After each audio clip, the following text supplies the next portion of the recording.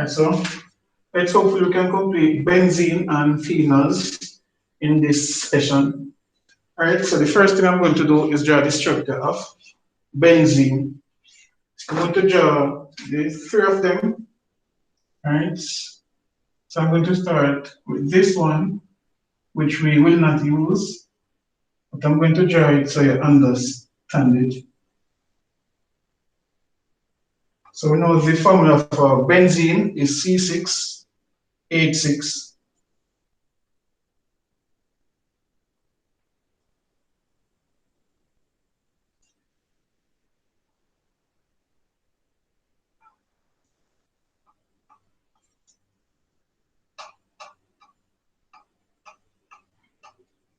Now, each carbon must have 4 bonds, right? So, if we start at this carbon, at the moment, it has 3 bonds. 1, 2, 3. That means we have to put a double bond in. So, the double bond goes here. This carbon, it now has 1, 2, 3, 4 bonds. But this one, it has 1, 2, 3 bonds.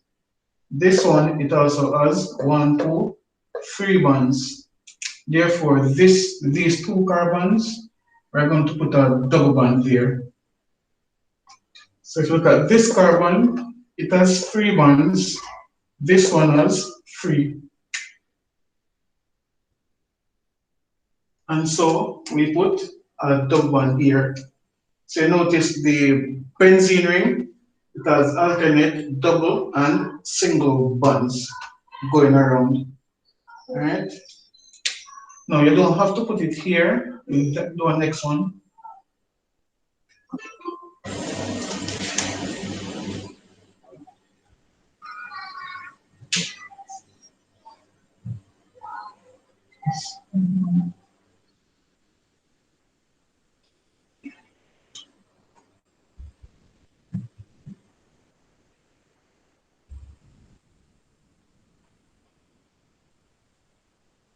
Let's say you chose to start here. Well, no, it will work out to the same thing. Let's put one here. All right, let me put on the hydrogens.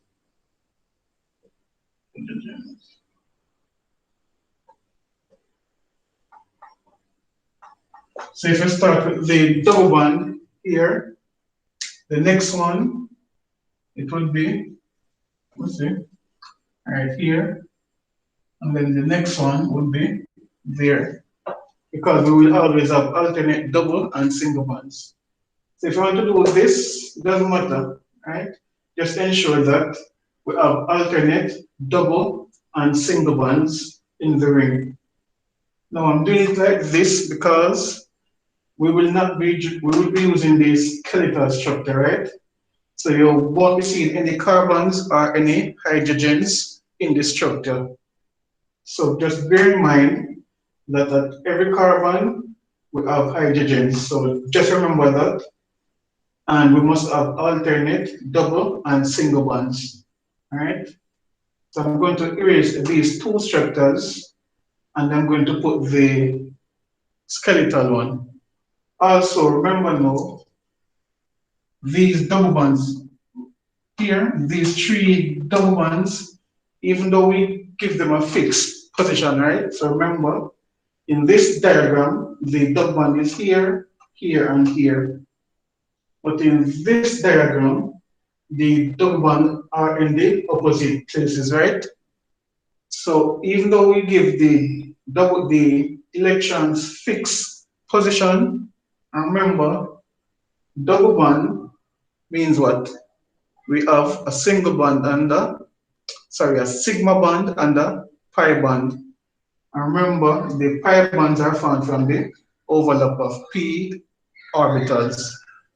So here, these pi electrons, right, we're giving them fixed position. But in fact, the electrons are actually delocalized.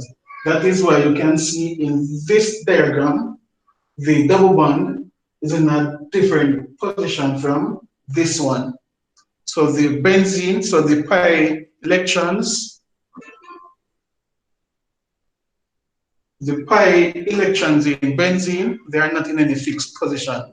That is why we use the term D localized for the benzene ring. So the pi electrons, not the single bonds, the sigma bonds, they are the ones that are formed between the two carbon atoms. However, the second bond, which is the pi bond, those are formed from the overlap of p orbital, and those electrons are delocalized. And the reason, so when you say delocalized, right? One of the benzene structure, I'm going to draw it afterwards again, but when you look in some textbook, right? Not some, should be all, you will see one structure of benzene, you will see the benzene ring and the circle inside of it. And this circle inside of it is representing the pi electrons. And the reason why they draw the circle is to show that the pi electrons, they are not in any fixed position as we are showing here. Good?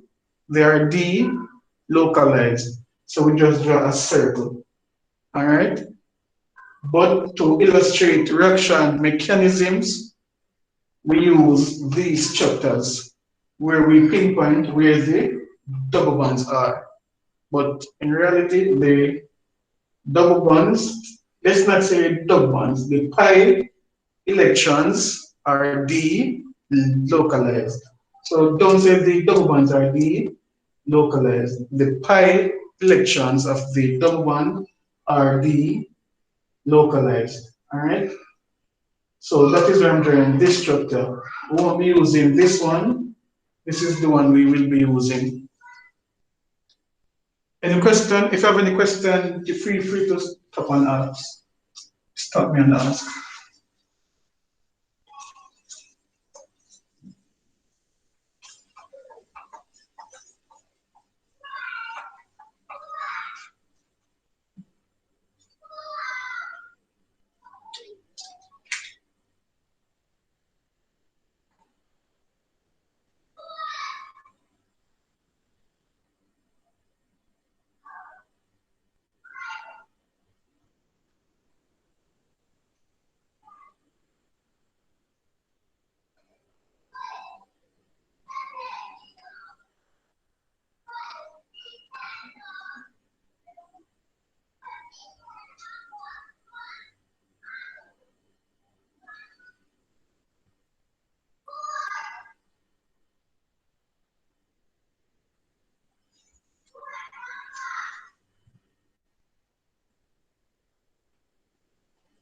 All right. So these two structures, right? We say they are resonance structures. So the electrons, as I just explained it, the electrons are not in a fixed position. All right. So and this one, as I just said, is the most accurate representation to show that the electrons are delocalized. All right. So that's for the structure of benzene. So let's get now to the naming of benzene compounds, right? Aromatic compounds. Somebody raise them on. You can go ahead and Good ask. night, everyone. Sir, so are you saying that the delocalized will be the same as like a resonance? Please repeat. Are you saying that the delocalized electrons in the benzene is similar to like how a resonance would look? It is. Okay, thank you. Yeah. Right. And so that is why we draw the final structure here. So the circle here is representing the pi electrons here, because when we draw them like this, it is not accurate, because we're saying a double bond is here, here, and here. But if you look at the alternate structure, they could also be here, here, or here. So we're saying the pi electrons are delocalized. So when the electrons can move around in positions, that is where the resonance comes in. All right? So these are the two possible structures that you can draw.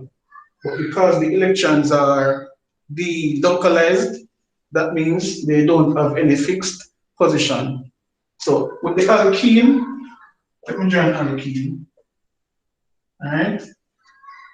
With this alkene, we know that the double bond is in between these two carbons here. All right. But with benzene, these pi electrons here, they are not in a fixed position like in your regular alkene, right? And so this structure over here is the more accurate representation, showing that they are delocalized, right, in the ring.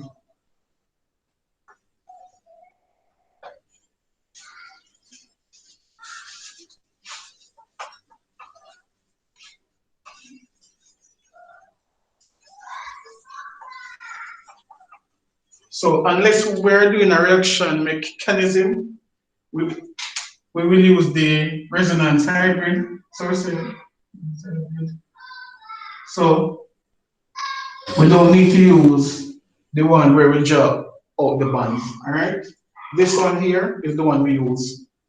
So in reaction mechanisms, that is when we actually use the one where we draw out the bonds in the ring. All right, so this structure is benzene, right? So when you're going to name benzene compounds, just like with the alkenes and the alcohols, right? Benzene forms the parent name of the compound. So this is benzene, as we know.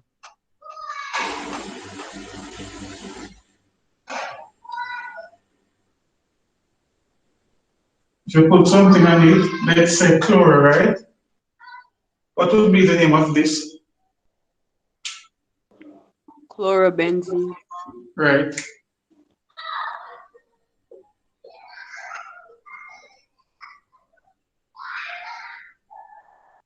No, we don't need to say 1-chlorobenzene because it is just chlorine that is on the benzene ring. Anywhere it is, it is carbon number 1. So even if it was here or here, it's just chlorobenzene that is position number 1. So we don't need to say 1-chlorobenzene. Right?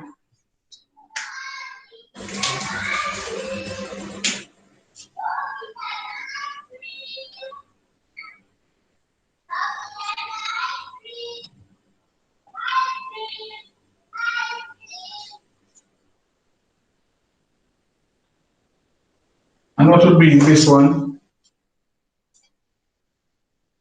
1,2-dichloro. Right.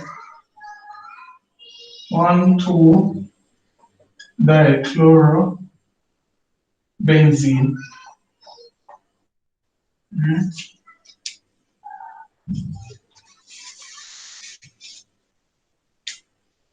Now, when you put certain groups on the benzene ring, the name of the benzene here, it's like how benzene is the parent name when you have chloro on it. When certain groups are on the ring, the name changes completely. All right, so for example,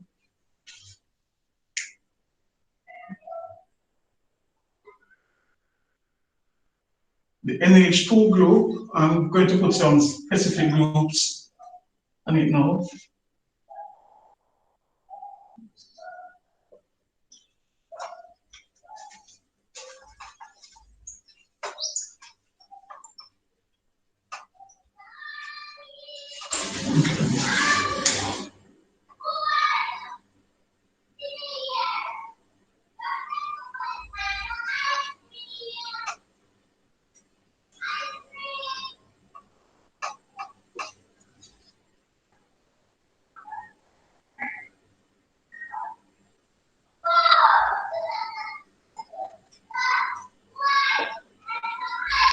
All right, so benzene with an amine group. Anybody know what it is called? The benzene, the amine group, Phenol, Amine. right? So a benzene with an amine group, the name benzene, it will not appear in the name.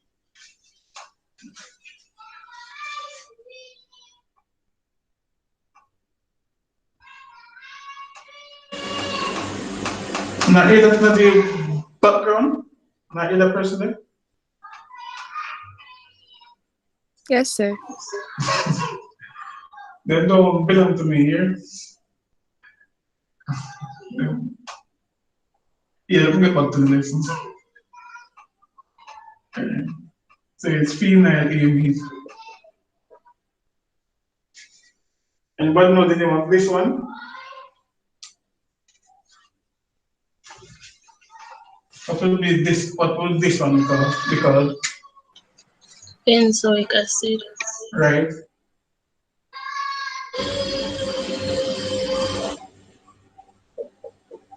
So this one is benzoic acid.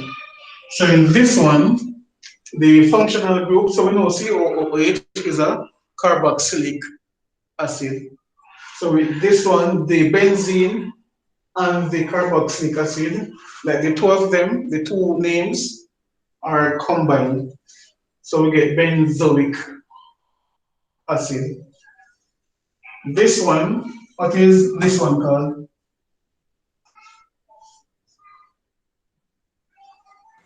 Camille? Phenol. Right. This is called phenol.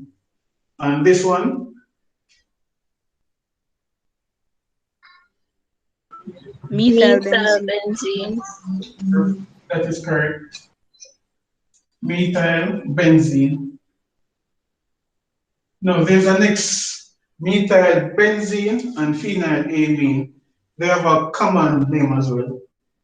What is the next name for phenyl amine? Starts with A.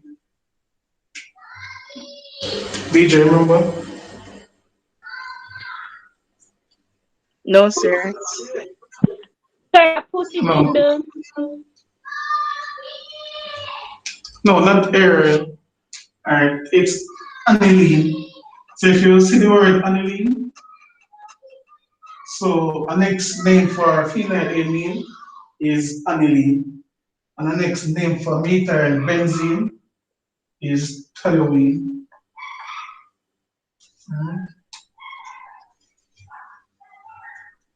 But please don't stress the naming too much, but these compounds, phenylamine, phenol, toluene, not so much benzoic acid. There's the next one, NO2, where we have NO2 on it. What is this one called? Nitrobenzene. Right. Nitrobenzene. So these four right here are the more common structures that you will see for CAPE. Alright? Phenylamine, nitrobenzene, and we do reactions with all of these, right?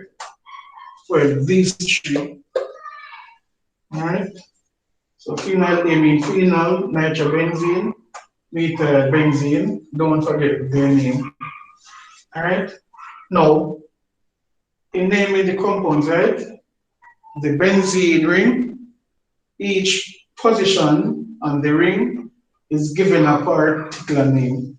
So I'm going to erase these three, and then I will show you what I'm talking about.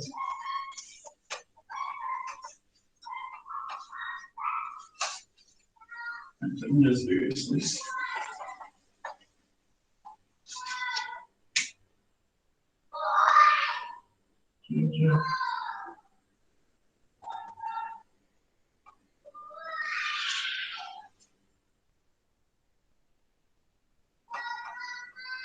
All right, so position number 2 here.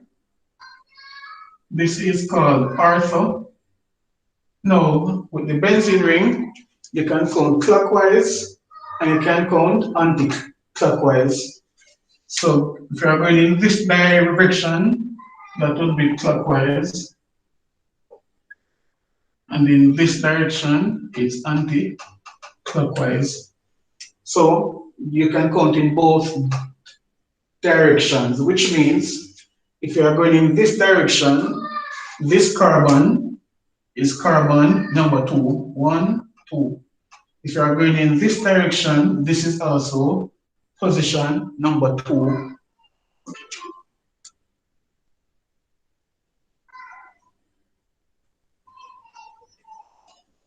Right, so this position here is also ortho. I'm just going to put an O.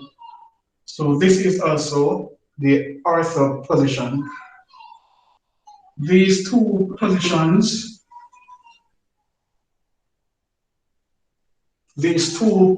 here would be position 3, and it is called metal. So position 2 is ortho, position 3 is metal, and position number 4 is para.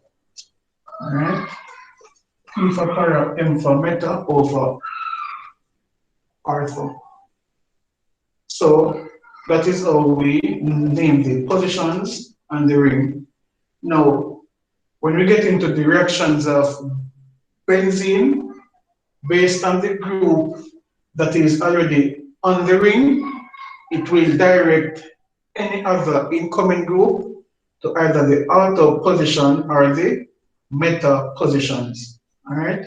So the reason why we are pointing these positions out, because when you have a group on the ring already and we want to add something else on the ring, it will not just go anywhere on the benzene ring. All right.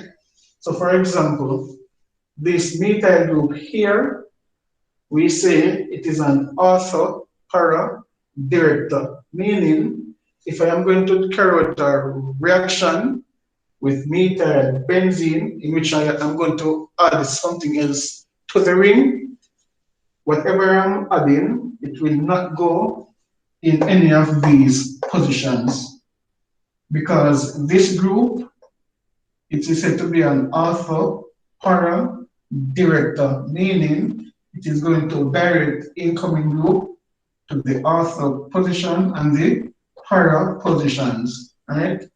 And we have specific names for group like this here. So we have two types of groups. We have the activators, all right, and we have the deactivators.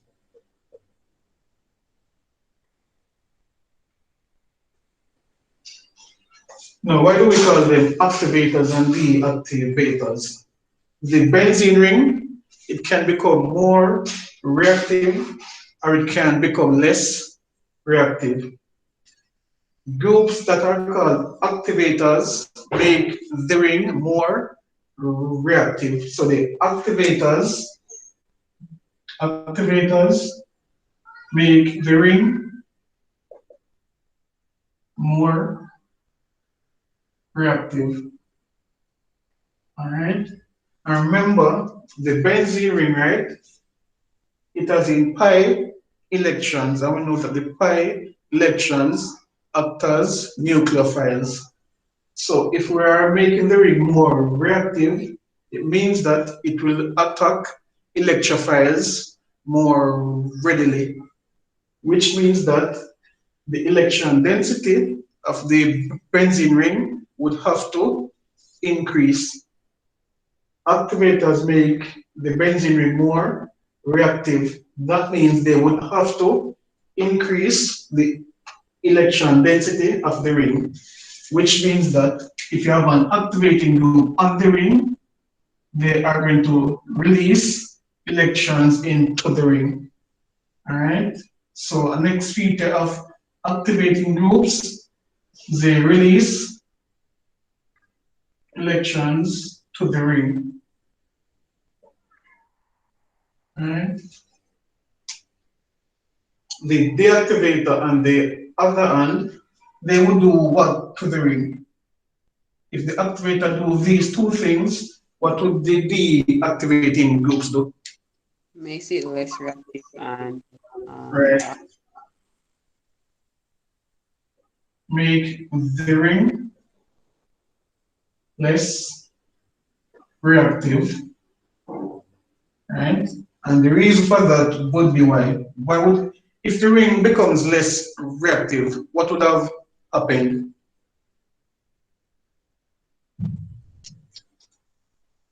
What do you think would have happened? Why it a go remove the electron from the ring? Or something? That is correct, right? So it would decrease the electron density of the benzene ring. Now, in the next class, we're going to look at the inductive and conjugative effect, right? Which has to deal with the movement of electrons. So remember, benzene ring, it has its pi electrons, right? If we increase the electron density of the ring, it becomes more reactive. That means it can attack electrophiles more readily. So if you have something now that is pulling the electrons from the ring, like a halogen, right? So if you have a halogen on it, it would be pulling the electrons from the ring, right, towards itself. So that means the electron density on the ring, it decreases. So the deactivators, they make the ring less reactive because they pull electrons from the ring, which means that the electron density decreases. Right? And for the activator, the electron density would increase. So that is why when you have an activator, the ring will more readily attack an electrophile, and in this one, it will be less likely to attack an electrophile. All right. So I'm going. Yeah, go ahead. So for the deactivators, is it more likely occurring with the presence of a halogen? No, as in when you say in the presence, no, the halogen itself is a deactivator. So when we say deactivator, any group that is on the benzene ring that pulls electrons toward itself, we call it a deactivator. Because if it is pulling the electrons from the ring towards itself, it is reducing the electron density. And so the benzene ring, and so once the electron density is decreased, the benzene ring is not going to react as readily as it would have. So the chlorine is a deactivator because once it is on the ring, it is pulling the electron from the ring toward itself. Is it any clearer? So sorry, would you say that the methyl group is a deactivator then? No, I'm going to give you a list of the activators and the deactivators.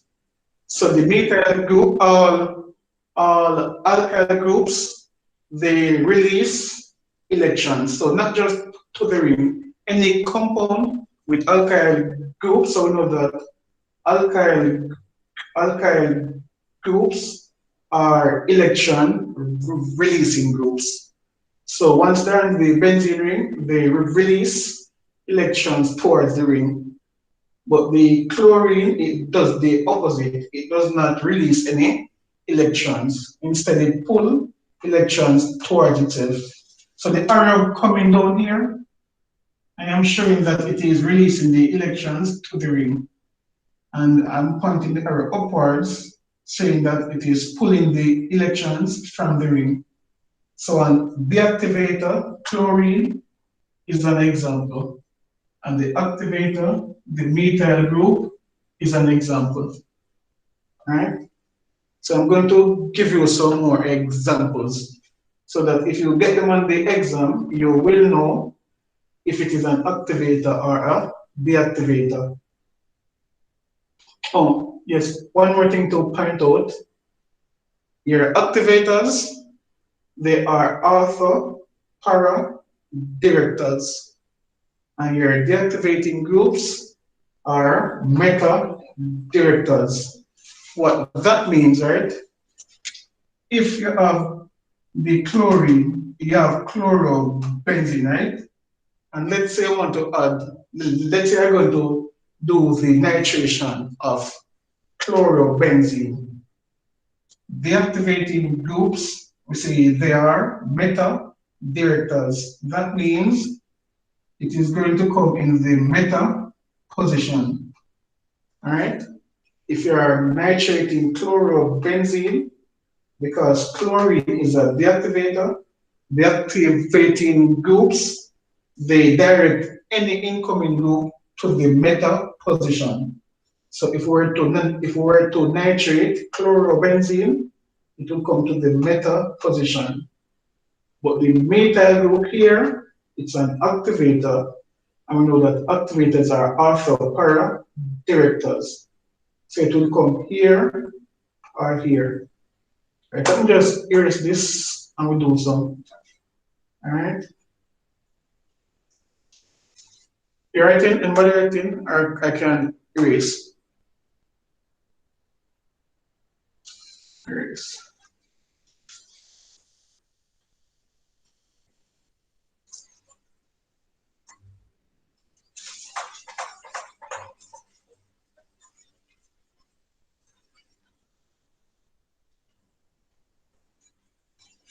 All right, so let's say we have benzene, right?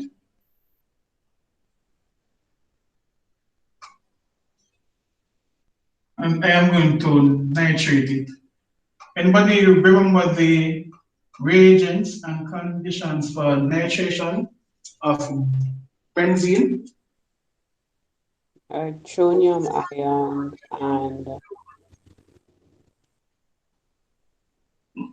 Tanil?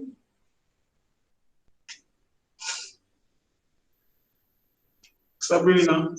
Yeah, go ahead. Please repeat. sorry, nitric acid and sulfuric acid. That is correct. Concentrated or diluted? Concentrated, sir. Right. Good. Nitric acid and concentrated sulfuric acid. Any specific temperature?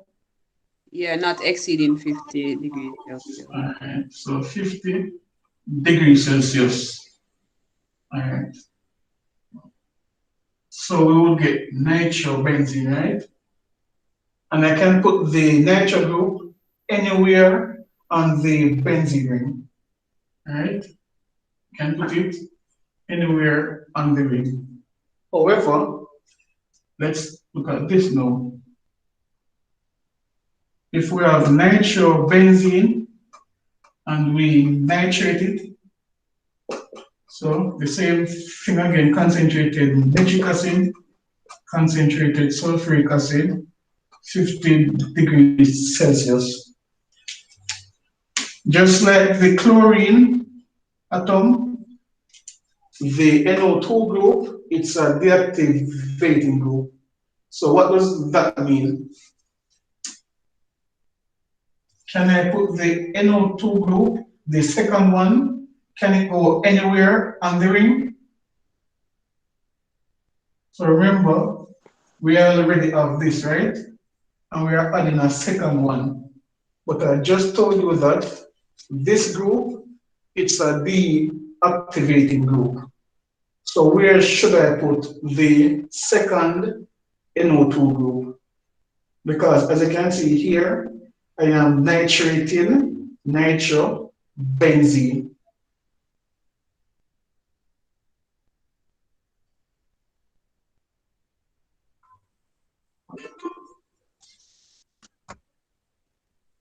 Is it meta, sir? That is correct.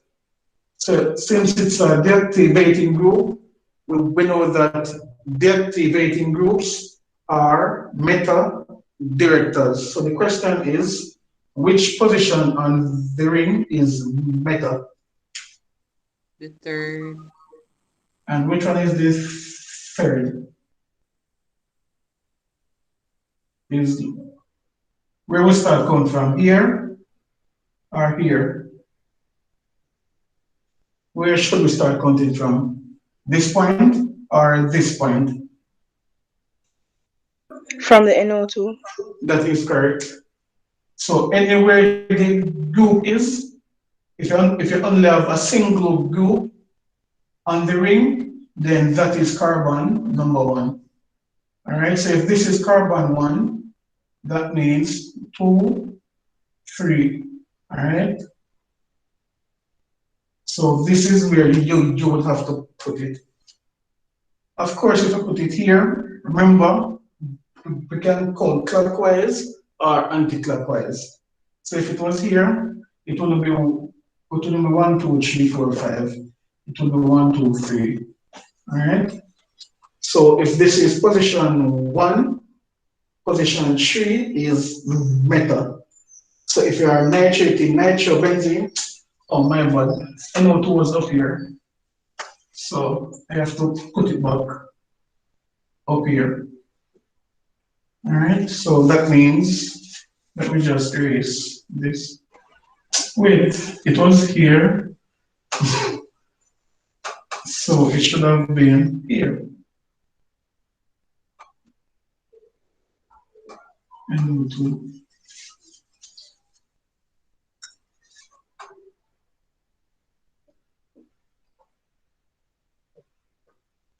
Is it clear now with the activating groups? What happens when you have an activator or a deactivator? Yes, sir. All right. So I'm going to do a next one, but I'm going to erase. All right, I'm going to have to erase. Oh no, it will be this one.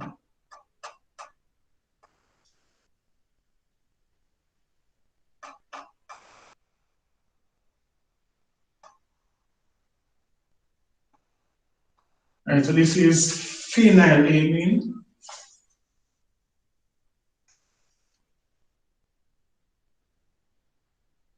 And phenyl, the NH2 group, it's an activating group. So if we should nitrate phenylamine, where can we put the NO2 group?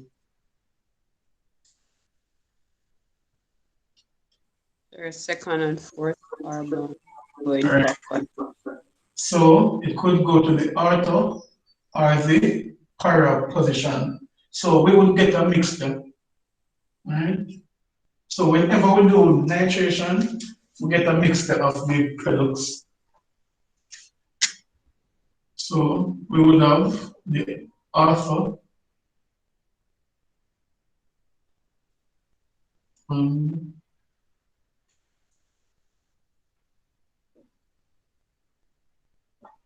we would also have the para.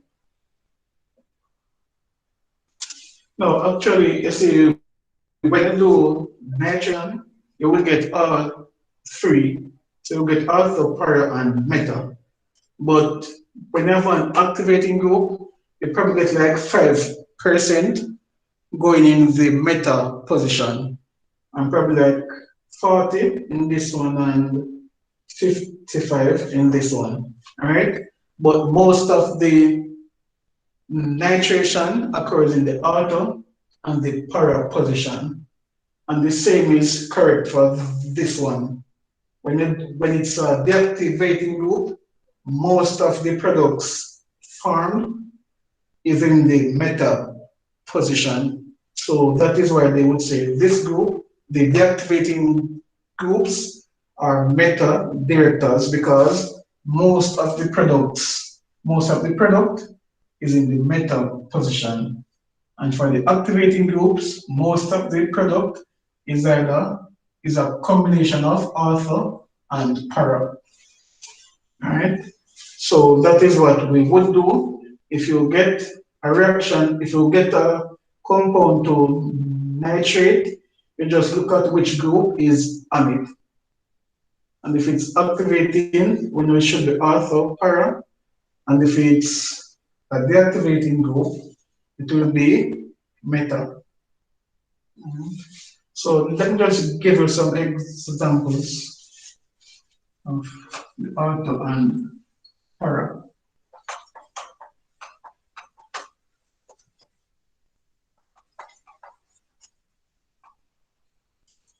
So for K, we don't really do much. All right, so activators,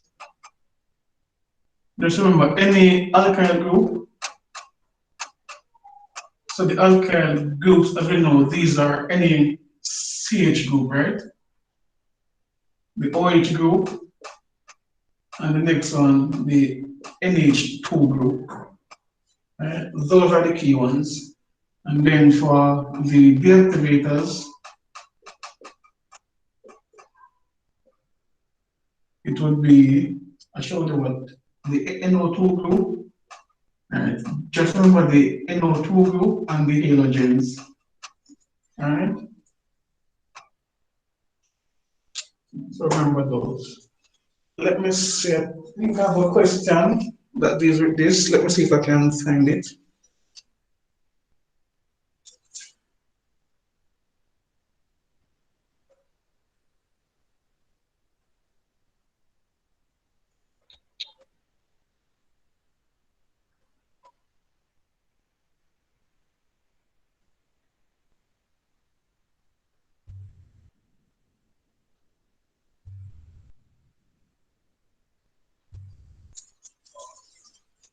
Yes, I think I found it.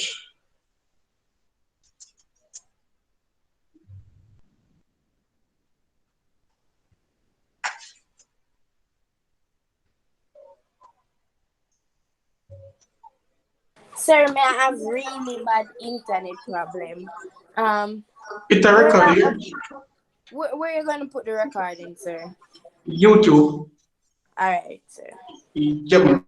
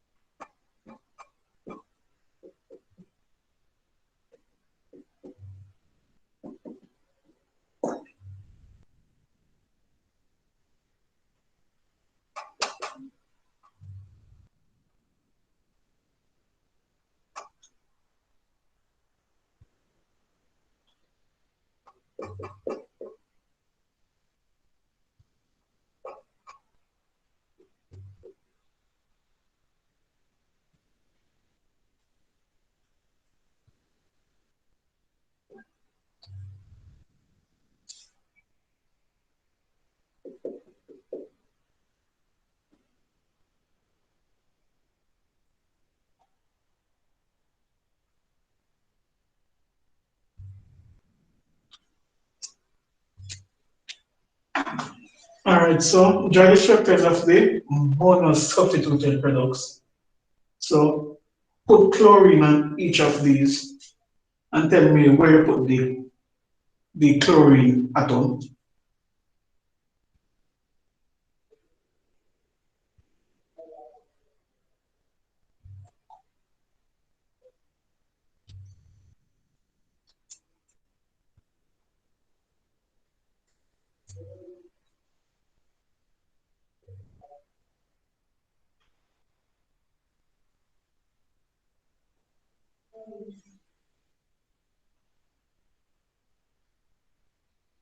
When you get the answer, you'll let me know.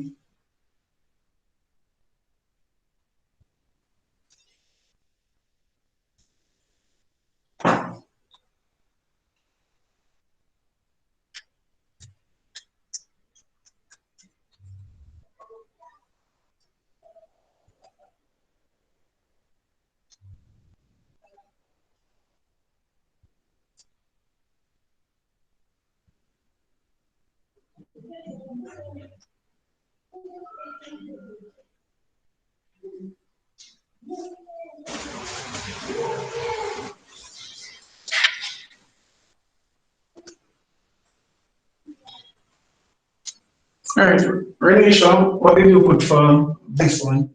Where did you put the chlorine? Sir, because chlorine is the halogen and it's a deactivator. Wait, remember now, even though that is correct, the chlorine is not on the ring. What is already on the ring? Oh, so it would be a metal then, sir. Right. No, well, the CH3 group, right? Is it activating group or deactivating group? So activating. Right. So if it's activating, it Or will right. It will direct the chlorine group to which two positions. sir, auto and para.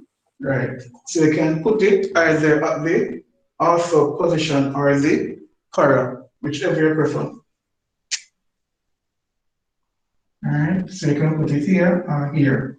So even though chlorine is the activating group, it's not what you're adding to the ring that you will look at. It's what is already on the ring. So what is on the ring is directing any incoming addition to the ring. That means, let me see, Sabrina, where did you put the chlorine in this one? Or if anybody else want to tell me, where should we put the chlorine in this one? Sir, that is a deactivator, right? Right, the NO2, right. So you go in the meta section. So which number is metal? 1, 2, 3, Sir, 4, 5. wait. Yeah, which one of them is the Um, metal? sir, the third position. Right. So we put it here. I can go anti-clockwise. Right. Wait. And for this one, what would we do for this one?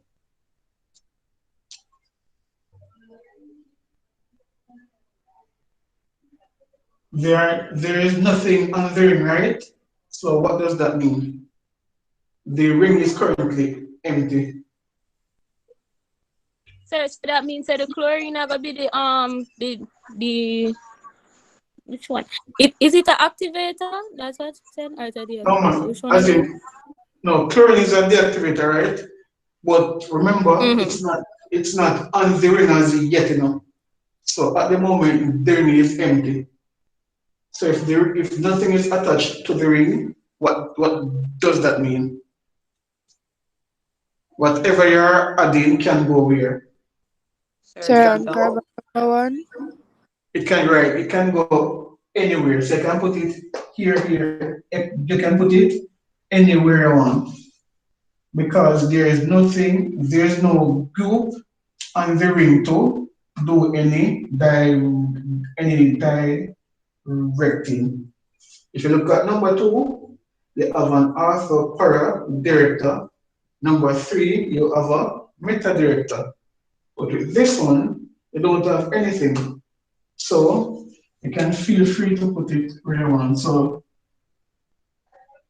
Joel said number 1. So there we have it.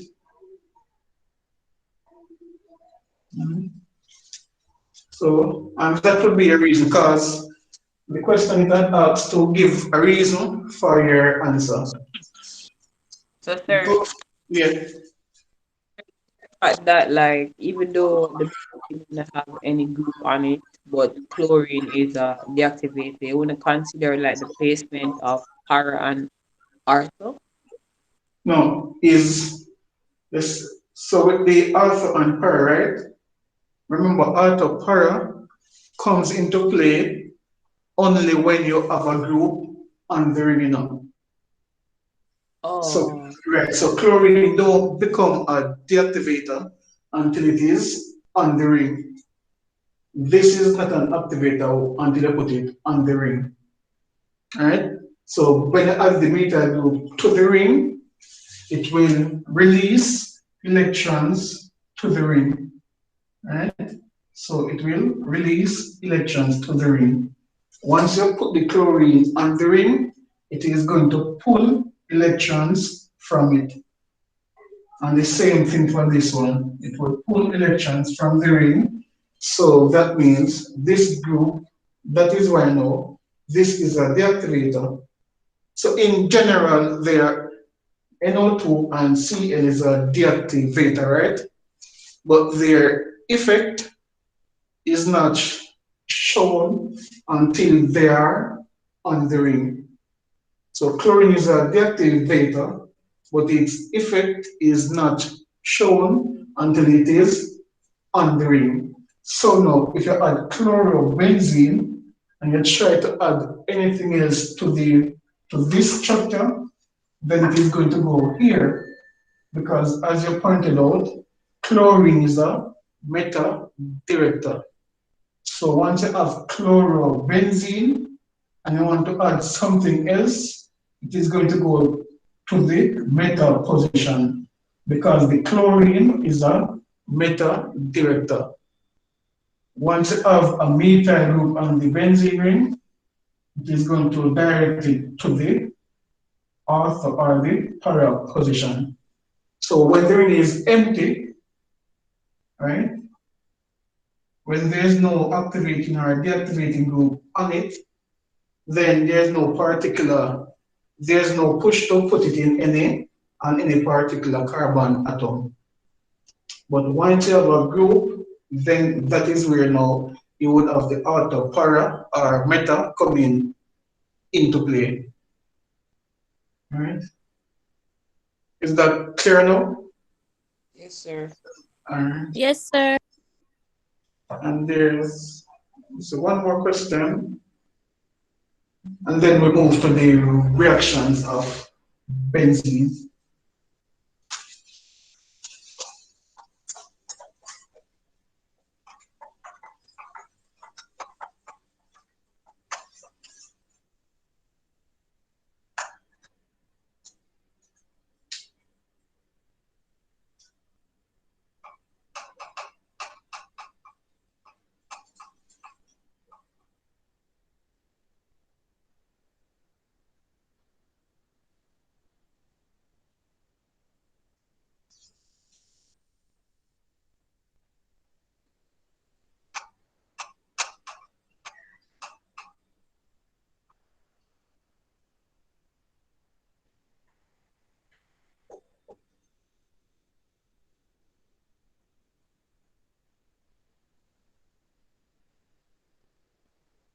Sorry, can you send the answer for the first question? Device it freeze a while ago.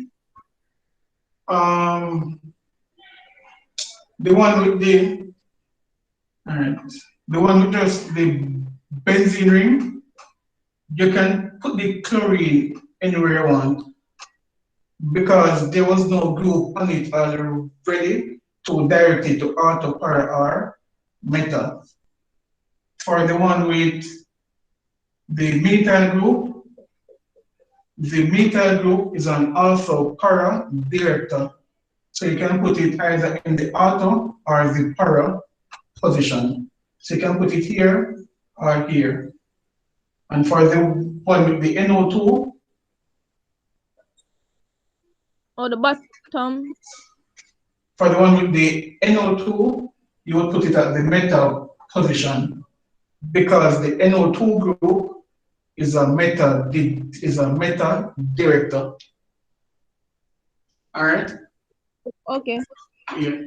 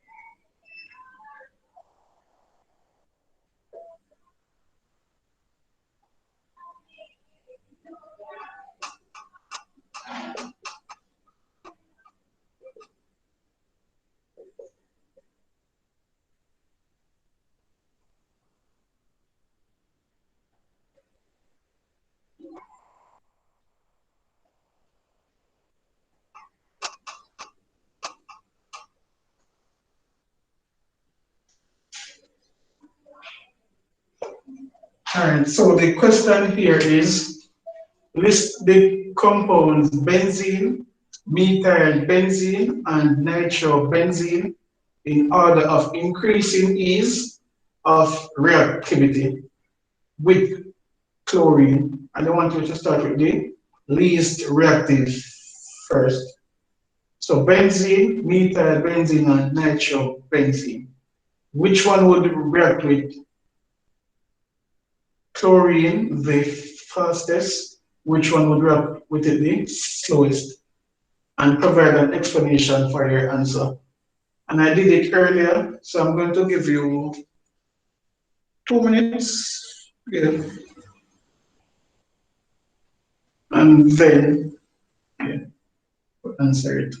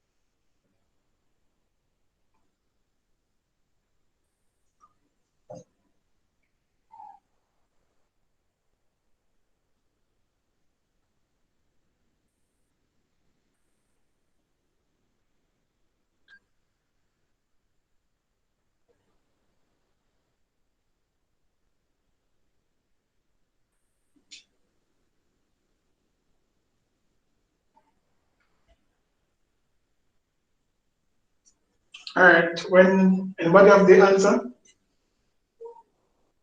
I think so, sir. All right. Go ahead and let's see. Okay, so So, I have benzene and then nitrobenzene and then methylbenzene. all right. So benzene, it would have to be in benzene. And just a benzene, then nitrobenzene. Yes, sir. And then methylbenzene. Anybody else? Or no? Or do you agree? Benzene, nitrobenzene and methylbenzene. Any other answer? Sir, I think it's Go ahead. Sir, I think it's nitrobenzene and then benzene and then methylbenzene. So it's nitrobenzene, benzene, then methylbenzene. Any more answers? Yes, sir. Go ahead. Sir, nitrobenzene, methylbenzene, and then Please repeat. Nitrobenzene then. methylbenzene and then benzene. All right, so nitrobenzene, then methylbenzene, and then benzene. Sir, I agree with that one also. The third one. Okay, you said All right, so yes, you said just to make it clear, you must put the one that is the least reactive first. So we all agree that the nitrobenzene is the least reactive, or is it benzene? nitro. Nitro, sir, because it's a reactive. All right, that is correct. So your explanation, these two at the moment, the second answer and the third answer, you just start out correctly. So the explanation is that the nitro group is a deactivating group, right? What does that mean? So what will it do? Since it is a deactivating group, what does that mean in terms of the reactivity of the benzene ring? It makes it less reactive. All right, because it decreases the electron density. So you are correct.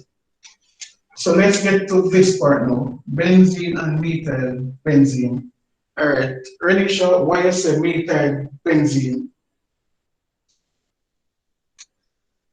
Sir, I said methylbenzene for the second reaction because sir, the benzene itself would have reacted that there is no like there is no compound on the first stage of the All reaction. right. But what do we know about the methyl group? What kind of group is it? There's active. Is it active? All right. So if it's an activator, what will it do? It It going will. I release electron to the from ring. the All right. And if it releases electrons to the ring, then the ring will become what? More or less reactive? more reactive. More reactive. All right. So that means methyl benzene is more reactive than benzene, right?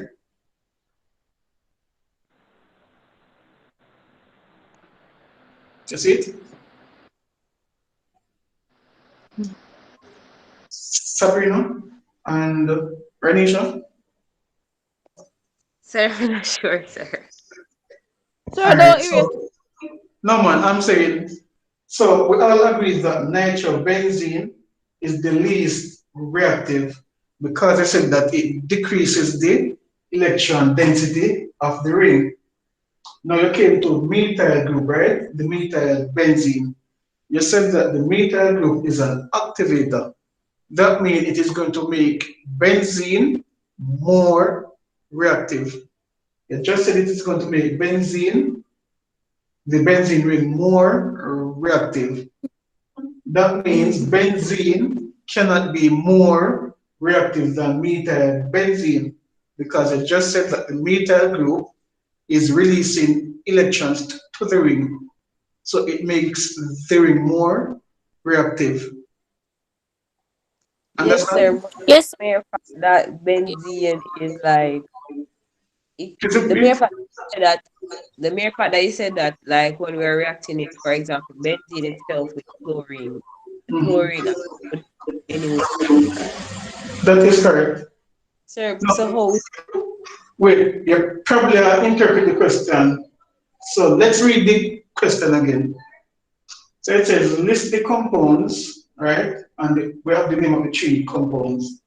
in order of increasing ease of reactivity with chlorine. So they are asking, right, which one of the three compounds would react the fastest with chlorine and which one would react the slowest with chlorine? The one that is going to react the fastest with chlorine is the one in which the benzene ring is most, it has the highest electron density. Because if you are increasing the amount of electrons, you are increasing the reactive data of the ring. So the question is, in which of the compound does benzene has the highest electron density? Is it benzene, methyl benzene, or nitrobenzene? In which of the compounds does the benzene ring have the highest electron density? Which one do you think it is? Methyl benzene. Exactly. So therefore, methyl benzene will react the fastest with chlorine. Now I think we are getting it kind of mix it up. You are focusing on the fact that chlorine is a deactivating group. But remember, as I said, right, even though we list it as a deactivating group, that part of that feature of chlorine being a deactivating group does not come into play until we actually put it on a benzene ring, right? So you don't need to worry about chlorine being a deactivating group unless it is actually on the ring. So when you're adding it to the ring, it does not come into play. You have to look at what is already on the ring. And what is already on the ring is a methyl group in one case, a nitro group in the other, and just the benzene ring. So what they want you to do is basically tell which of the three compounds would react the fastest when you're adding chlorine. So you got it correct. Nitro group is a deactivating group. It reduces the reactivity of the ring. That means it is going to react less quickly than the benzene ring itself. However, the methyl group is an activating group. So it increases the reactivity of the ring. So methyl benzene is going to react faster than benzene itself, because we just said that the methyl group increases the reactivity of the ring. Is it clear? Yes, sir. All right. So just careful how you interpret the question. All right, go ahead. So say it's a nitrobenzene first, then methyl benzene, then benzene. No, it's nitrobenzene, benzene, methyl benzene. So number two is correct. So nitrobenzene, because it decreases the reactivity of the ring. Then benzene,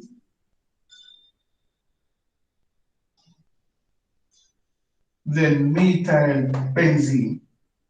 Because the methyl group, it increases the reactivity of the ring because it releases electrons to the ring. So the methyl group is an electron releasing group. The nitro group is an electron withdrawing group. All right.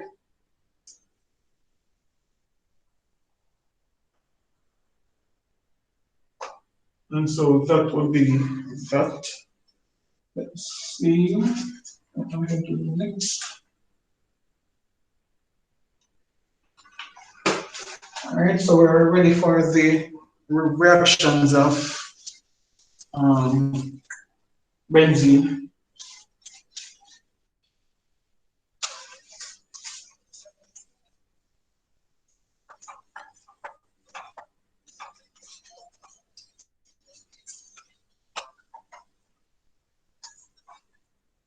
So you only need to know two reaction mechanisms for benzene. The nitration of benzene and the halogenation of benzene.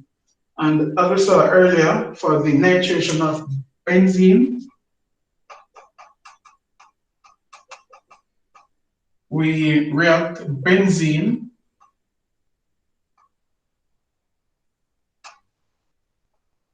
with concentrated nitric acid and concentrated sulfuric acid, right?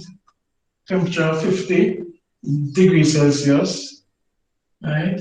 And we will get nitrobenzene, right? So that will be the equation for the reaction, not the mechanism. So you have benzene, nitric acid, sulfuric acid, and you get nitrobenzene, all right? So I'm going to do the mechanism for it now. I don't have enough space, so I'm just going to erase this equation and do the mechanism. All right, so in the nitration of benzene, the first thing we have to do is to generate our electrophile. All right.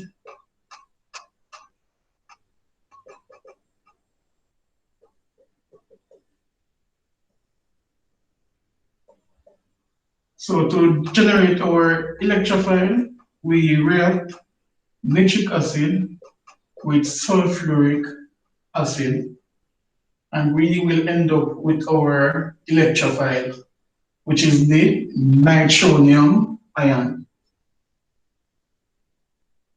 HSO4 minus and water.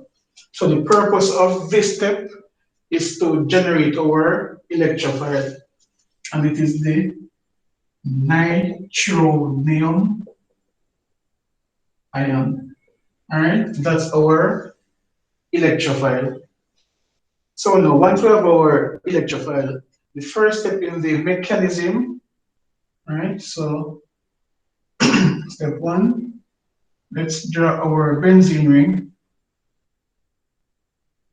And in this one, remember I pointed out earlier, we're not going to use this circle when we're doing reaction mechanisms. So we're going to put in the double bonds. All right.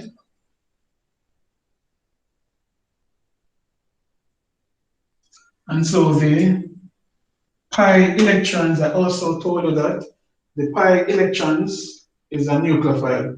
So remember, a nucleophile is anything once you have a lone pair or a negative charge, that compound or ion is a nucleophile.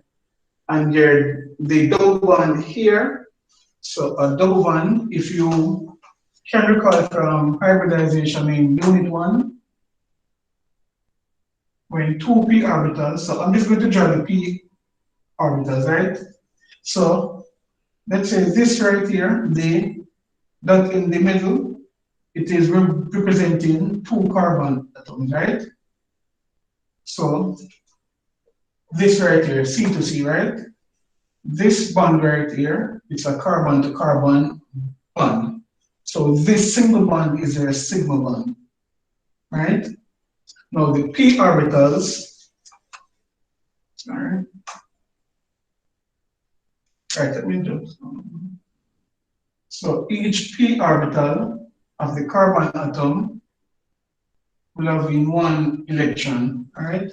I'm not going to go into the whole hybridization. That's for unit 1. But each carbon has a p orbital with one electron inside of it. All right. Now these p orbitals can overlap. All right. Let me just try to show the overlap. All right, this don't look good. Let me just bring it a little closer.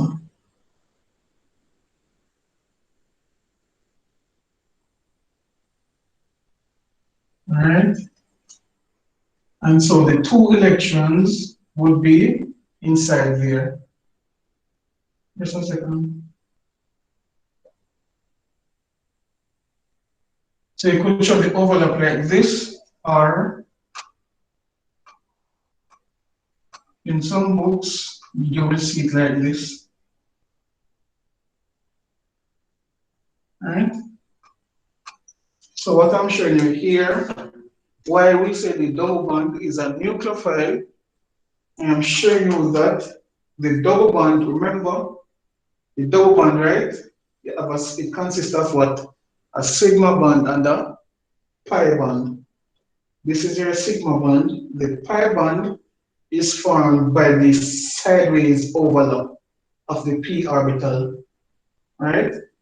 So when they overlap, we get a pi bond. I can show it like this, or I can show it like this. The sideways overlap above and below, right here, we would call the internuclear axis. But again, I'm not getting into the whole hybridization. We don't need it for this part. I'm just showing you why the double bond here, it's a nucleophile. It's because of this. The pi bond of 2 electrons, and they are not involved in any form of bonding. The sigma bond is what is used to join 2 carbon atoms together. This here, all right, let me move that line, right? At the moment, you only have this single bond, right? This single bond here, which is a sigma bond. This here represents the pi bond, which is a second bond. So we have a sigma bond right there, and we have a pi bond. So the second line we draw to make it a double bond, it is from the pi bond. And as you can see here, we have a lone pair of electron. So once you have a lone pair of electron, then you're a nucleophile.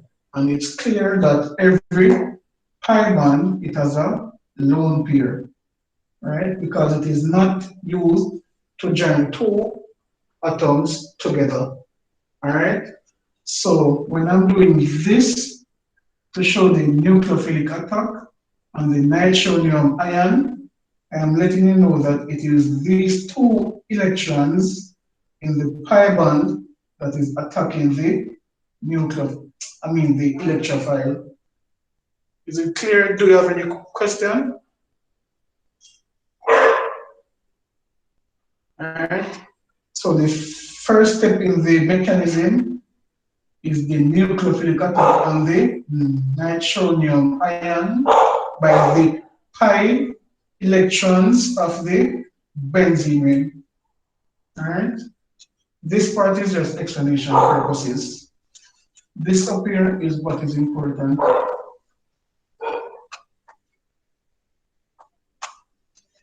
Alright, so it's the 2 electron in this bond, the pi, attacks the nitronium ion.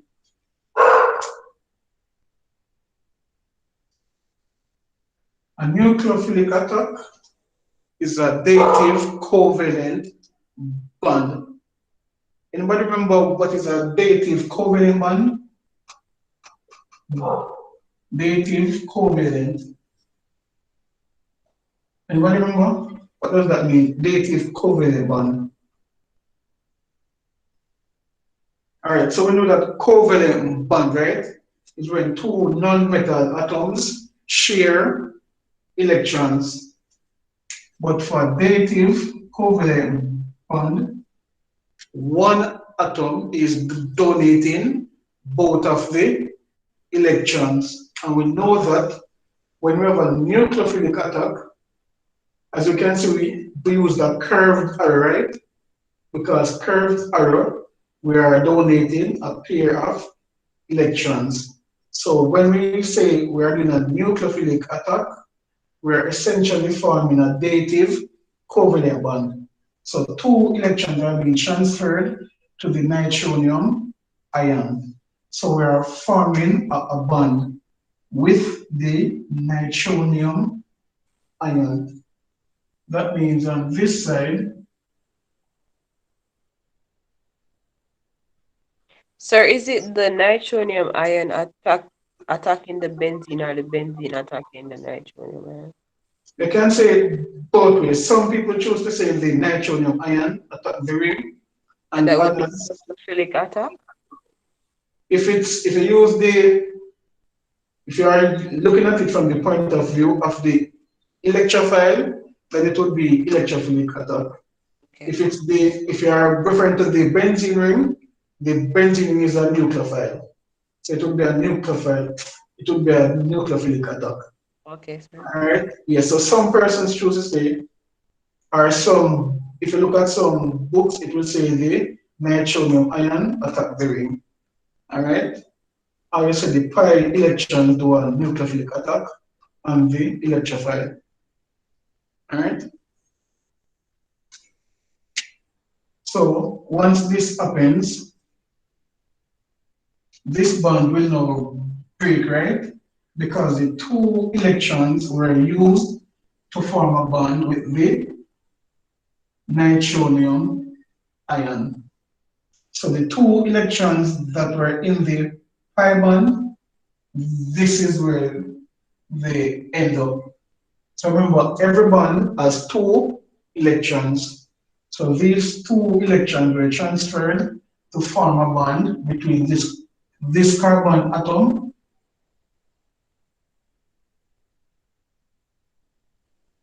and the nitronium ion. All right? Let me just erase that. And so we will put back these. All right? So that is step one. And I'm going to show the hydrogen here as well. All right? Now in step two, I'm going to draw back this. One more thing, sir. Can you tell me why I put the positive ion here, a positive charge up here? Can anybody tell me? Why do we need a positive charge up here?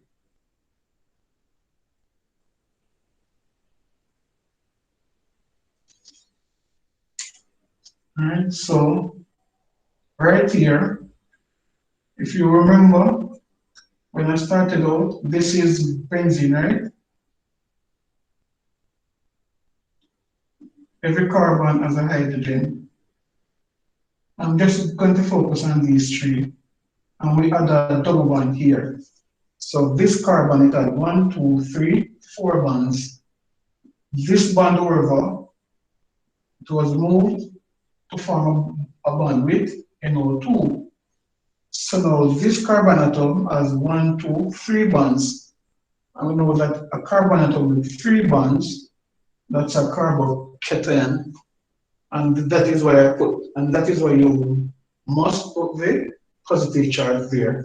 It is a carbocation. Is that clear?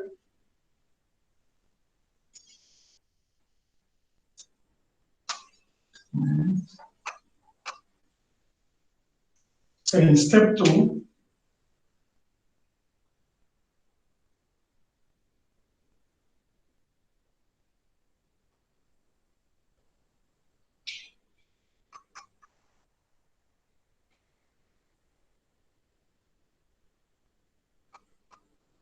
this ion, HSO4 minus, right? It will remove the proton, the hydrogen, and the electrons now from the bond between the carbon and the hydrogen.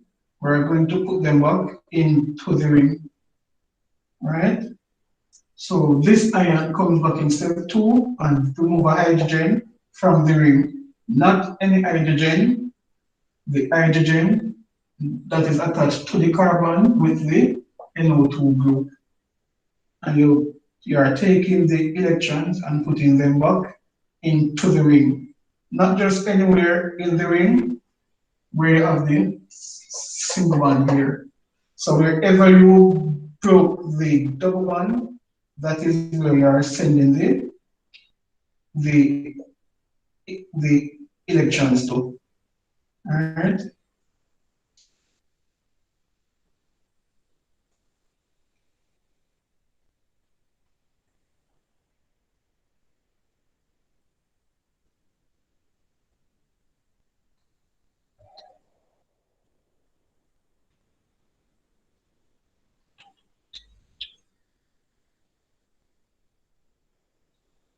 No positive ion again, because the double bond would have come here.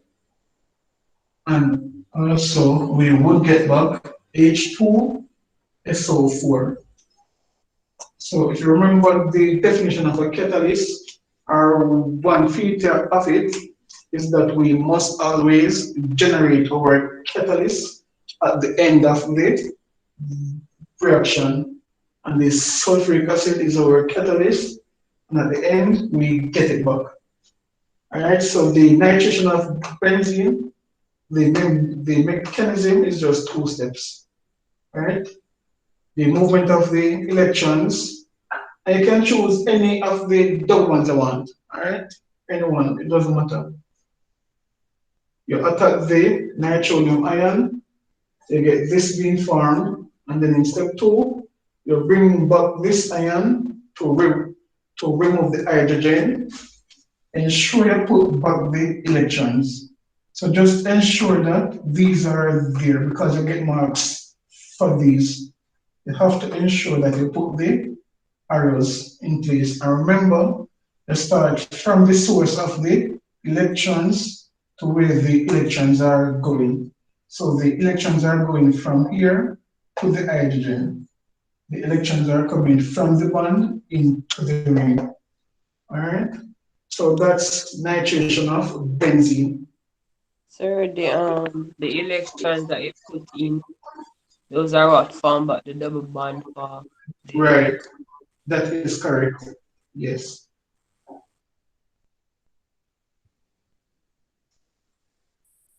Sir, can you repeat about carbocation?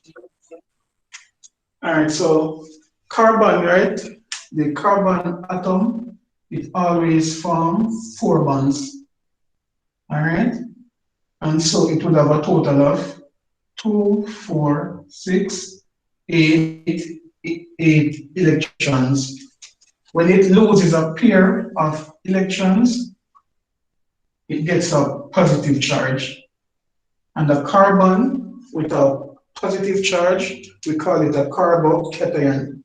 So remember, when you're doing reactions of haloalkanes, and get primary, secondary, and tertiary carbocations, right? So a carbon with a positive charge, we call it a carbocation. And it is formed when the carbon atom loses a pair of electrons. All right? If the carbon atom had 1 electron, or it had an unpaired electron, it is a radical. All right? So let me show you. All right. Let's say I have the CH bond here, right? And the CH bond was broken, in which hydrogen got 1 electron and the carbon got one electron as well. This group here, it will be called a radical because it has an unpaired electron. However, if it was like with chlorine, when this bond is being broken, the 2 electrons from the bond will go to chlorine, right? And that is when this carbon atom will get a positive charge. And so we call it a carbocation because it is a cation and it's carbon atom with a positive charge. So remember, positive ions are called cations. So because it's a carbon atom, we just say carbocation. All right. So this carbon here, when we break the double bond, the 2 electrons went to form a bond with the nitronium ion. And so it only had 1, 2, and bear in mind there's a hydrogen there as well. So it had 3 bonds. and that is why I have to put the positive charge on it. Right? Is that clear? Clear? Renisha, understand? Yes, sir. Alright. So next, now we're going to do the halogenation of benzene.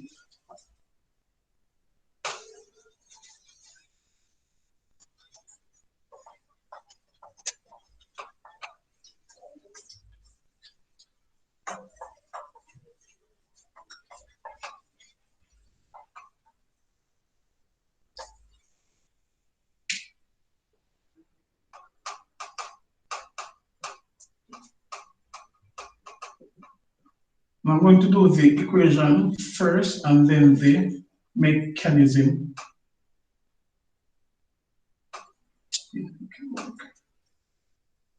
So benzene reacting with Br2. So this reaction, it needs a catalyst. The catalyst is FeBr3.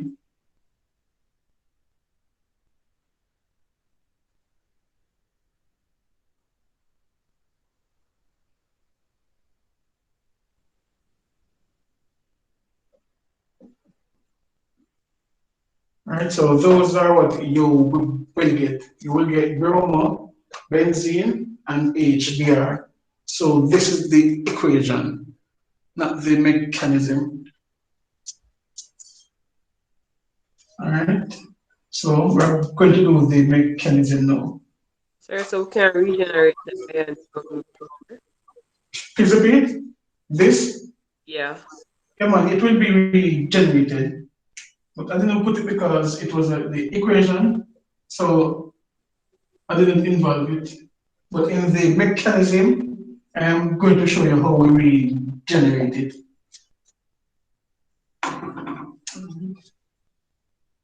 All right, so let's do the mechanism now.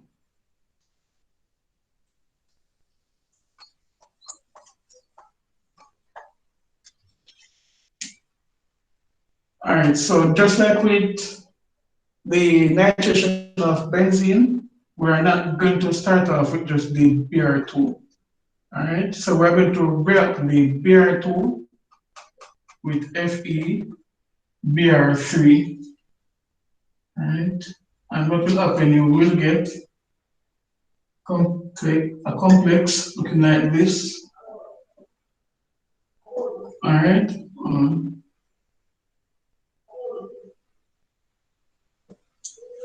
So you have Br2 with FeBr3, and then we get this complex. All right.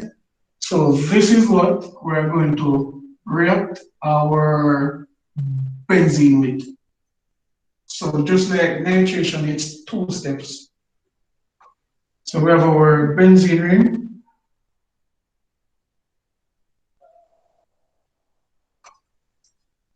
Let's put this beside it.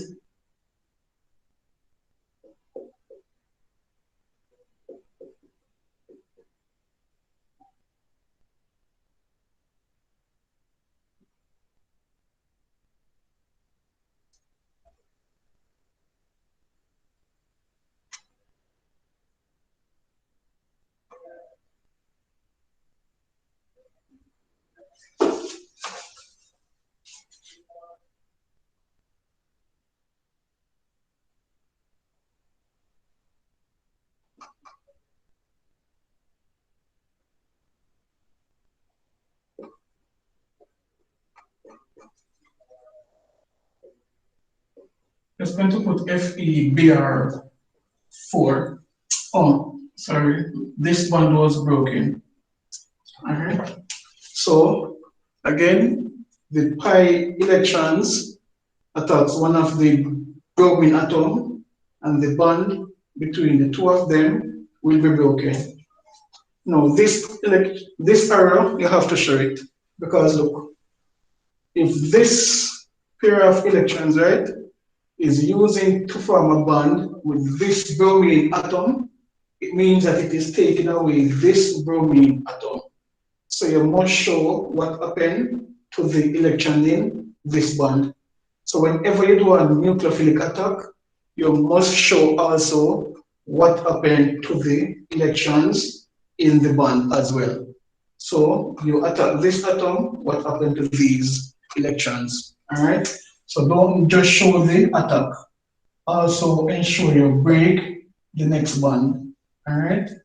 So the electrons come here, all right? And so we have the bromine attached now to the benzene ring, just as before, this carbon atom, all right? So remember C6H6, right? So remember a hydrogen atom is there. So the carbon, it has 1, 2, 3 bonds, all right? So it must have a positive charge.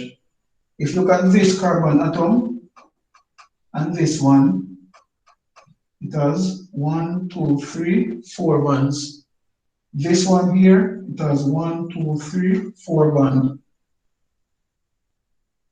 This one here, 1, 2, 3, 4. 1, 2, 3, 4. This one here, 1, 2, 3, 4. So all the other carbons have 4 bonds. This one has 3, it's a carbocation. So when you're doing it, just bear in mind that even though we're not showing the hydrogens, they are there.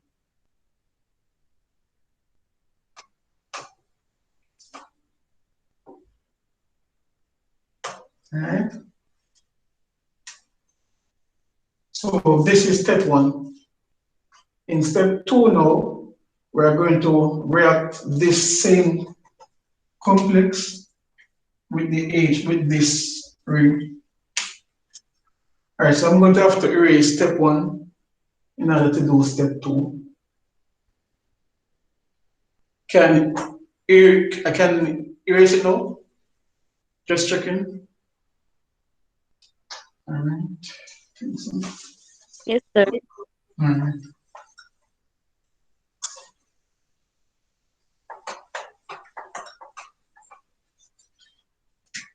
All right, so in step 2, let's draw back our benzene ring.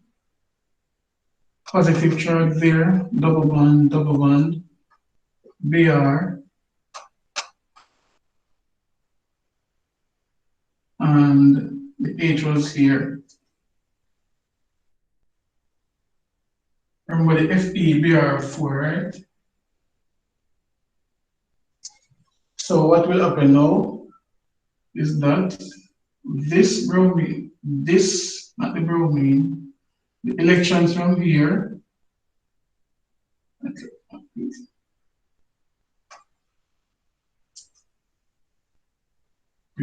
this. This goes back in.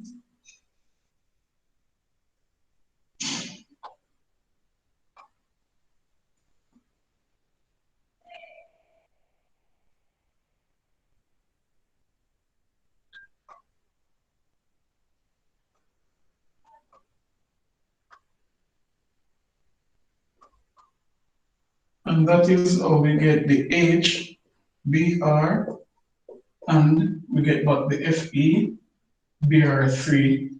Because the bond here between Br and Fe, Br3, it no longer exists.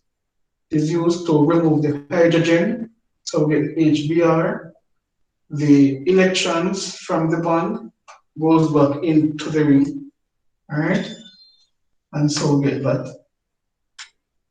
And that is the mechanism, 2 steps, all right?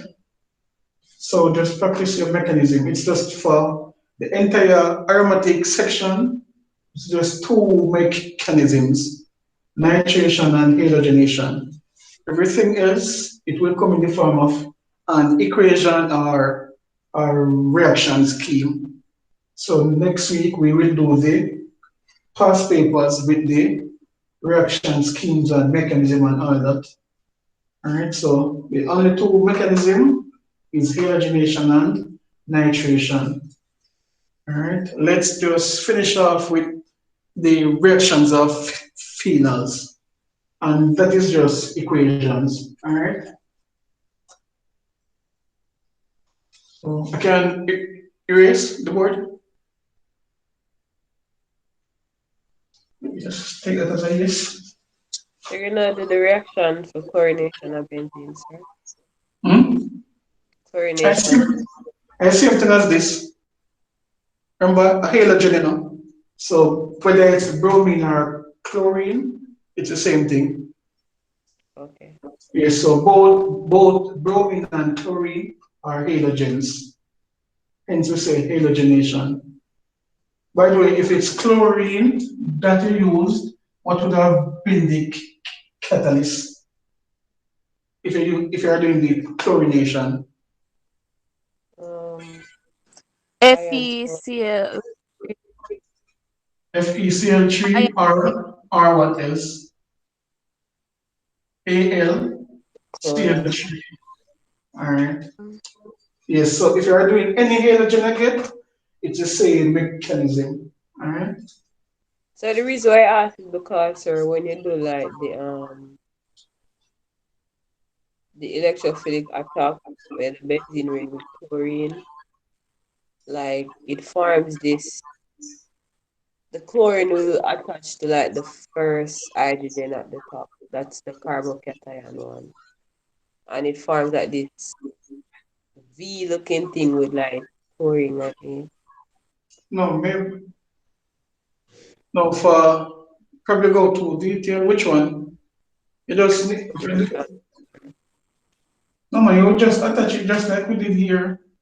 The chlorine would come onto the chlorine would get attached to this ring, to the ring. Okay. Yeah.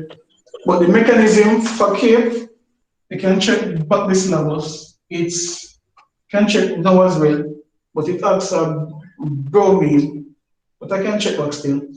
But the mechanism shouldn't change because all you're doing is adding the chlorine and then to add chlorine, remove a hydrogen to generate back the catalyst.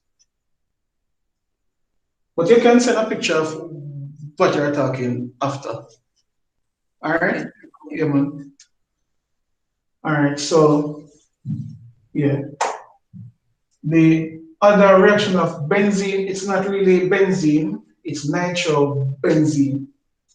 So for the reactions of benzene, it was nitration, halogenation, and nitrobenzene, which is the reduction of it.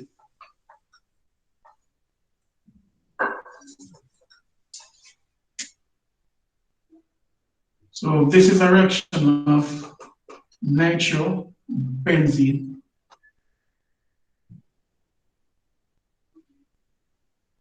And as I said before, it will just be an equation.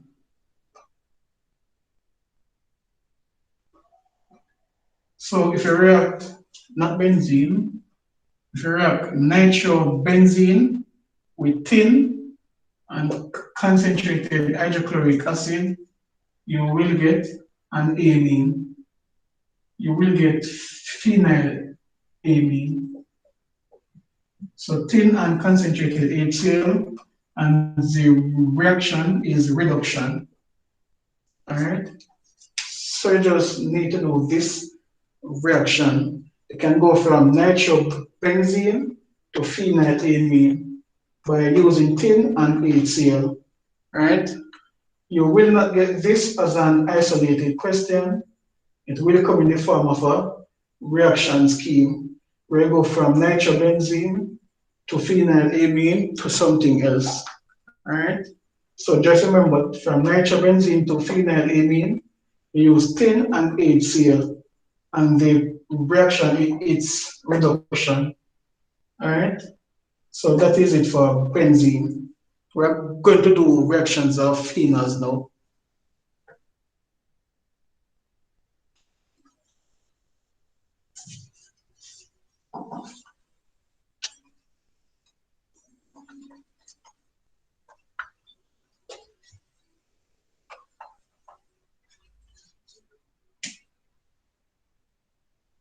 So the reactions of phenols that we must know. Reactions of phenol.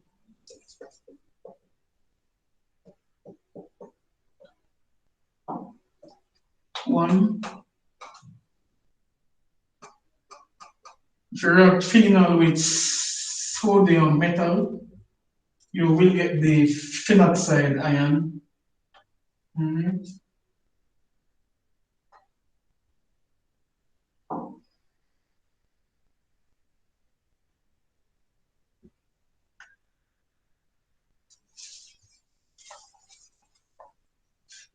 I'll drop it down.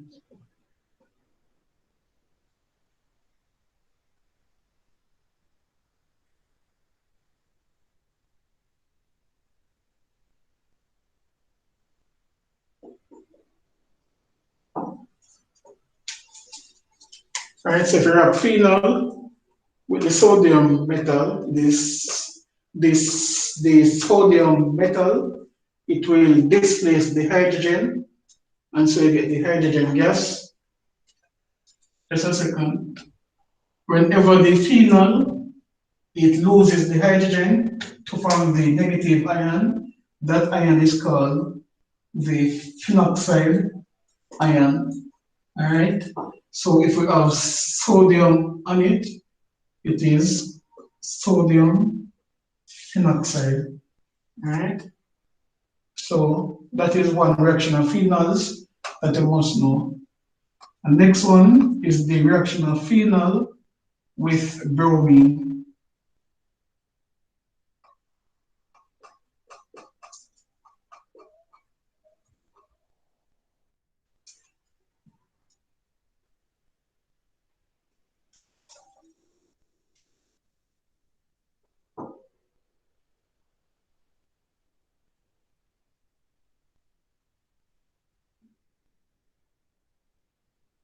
And for this one, the product is 2, 4,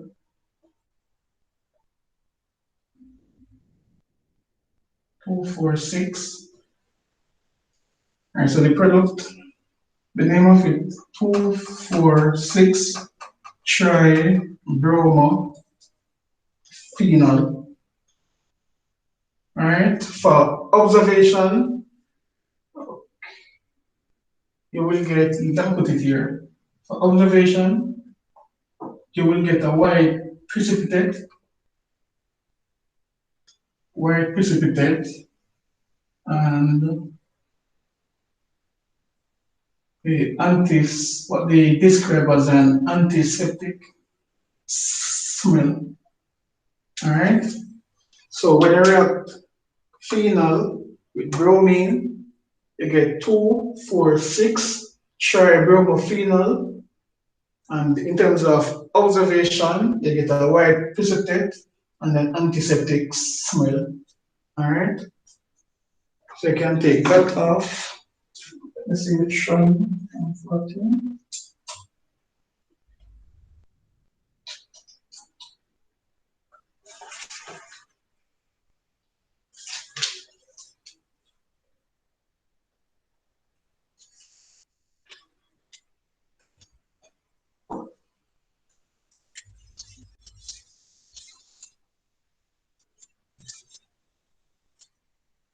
Ready again? Here it is. You can react phenol with acyl chloride.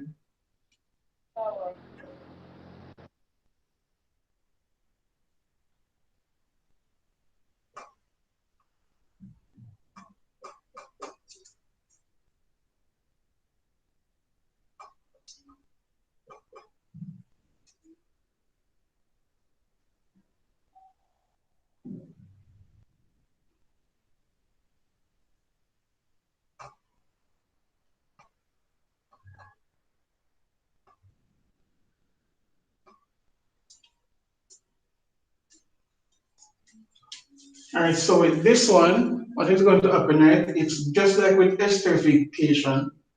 So the chlorine and the hydrogen is going to come off, right? And the bond is going to form between this carbon and the oxygen. All right, so you will still have the phenol. Let me draw the benzene ring first. All right, the hydrogen is going to come off, so you will just have the oxygen. Then the oxygen, so this chlorine is going to come off, as well as the hydrogen. All right, this carbon is going to be bonded to the oxygen. Let me put this carbon in blue. All right, and so this is what you will have.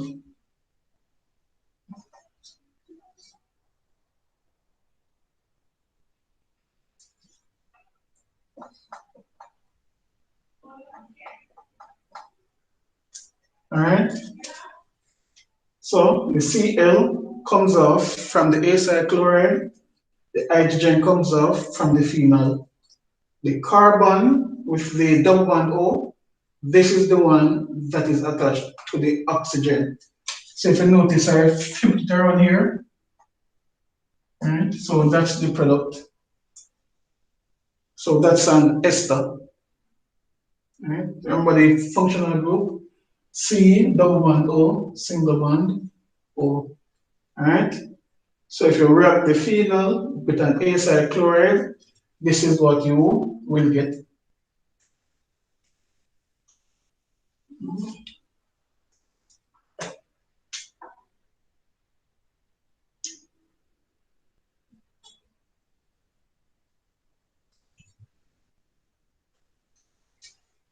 Sir, Yeah. there was not an equation for sodium Go, hydroxide. go ahead. Yes, sir. I was asking if there was a hydroxide. No, this is an alcohol. Sodium hydroxide don't react with alcohol. It would have been an acid.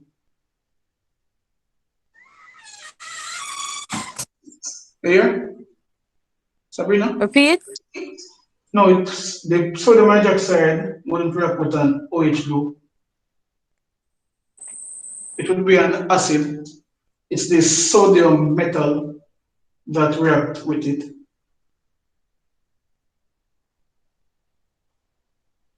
So the base, it don't react with the alcohol. It would react with an acid.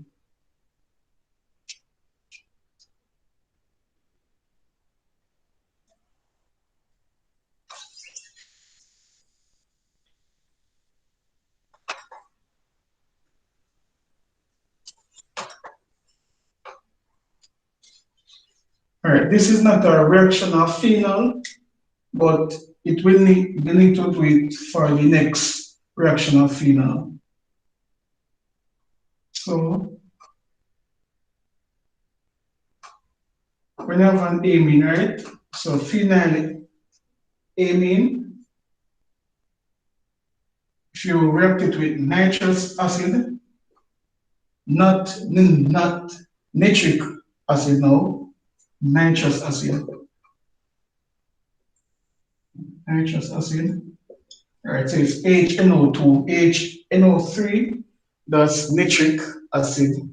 This is HNO2, that's nitrous acid. All right, nitrous acid and HCl. Right, we're going to get a product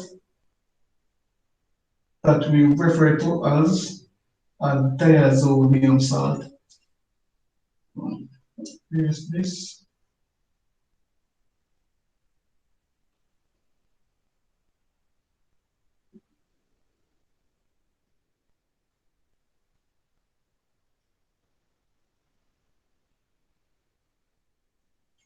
So this structure, right? When you react phenylamines with nitrous acid and HCl, this structure is referred to as a diazonium salt. Right?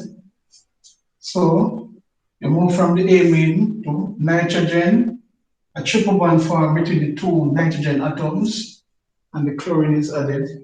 Right? We won't need to do the mechanism for this, but you must know the products. So when you react phenylamine with nitrous acid and HCl, you get this structure, and we call it a diazonium salt. Right? So this is not a reaction of phenol, but the phenol is going to react with this compound. All right, that is why I'm showing you how we get this. So it's a phenylamine, nitrous acid, and HCl to give you the diazonium salt.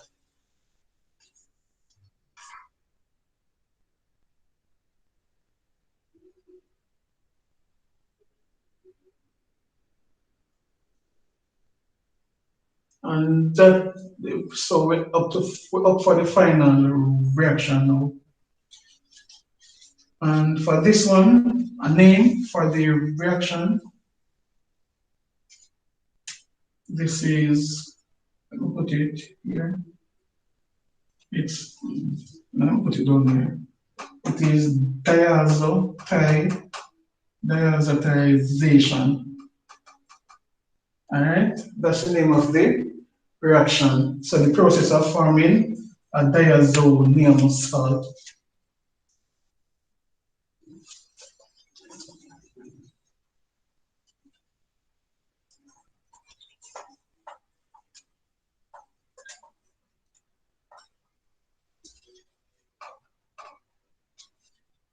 Right, so for the final reaction, it's called coupling.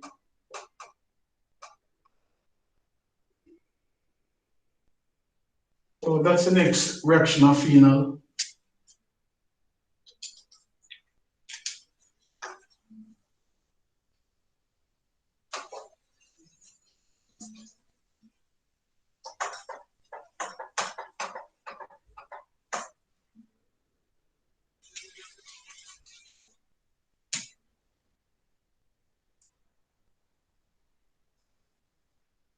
And in coupling, we're going to react phenol with the diazonium salt.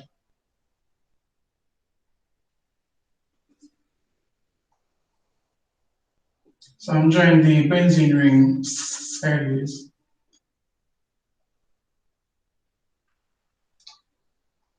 Wait, left for phenol.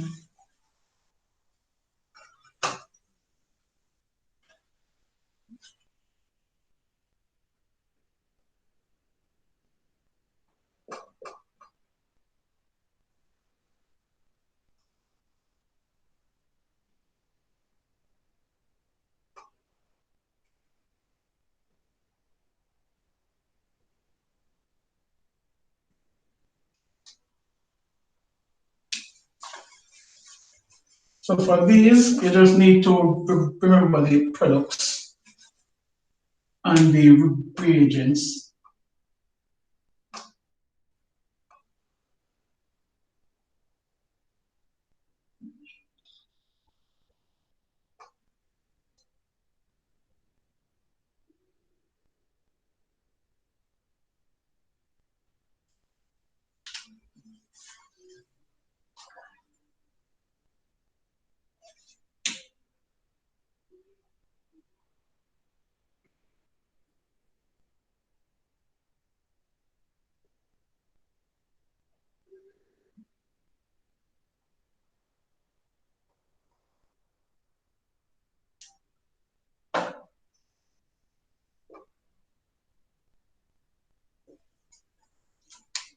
So for coupling, you have phenol, you have the diazonium salt.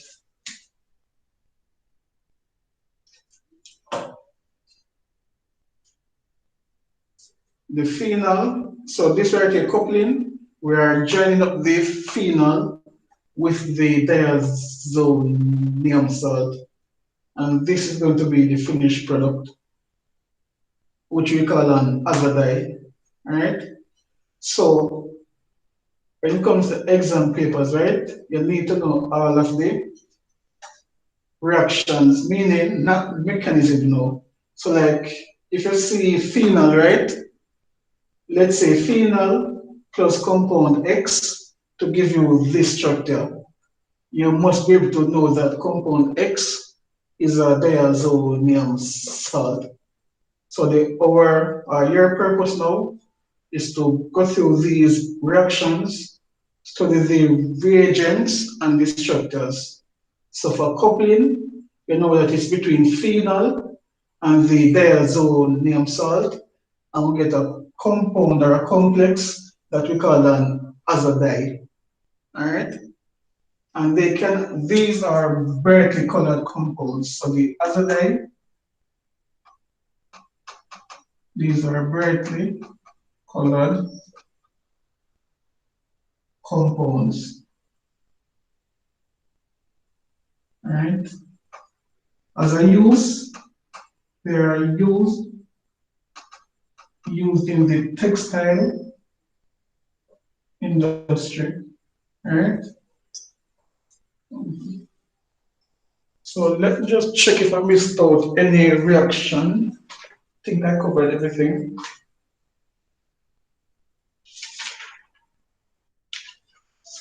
Yes, we did everything.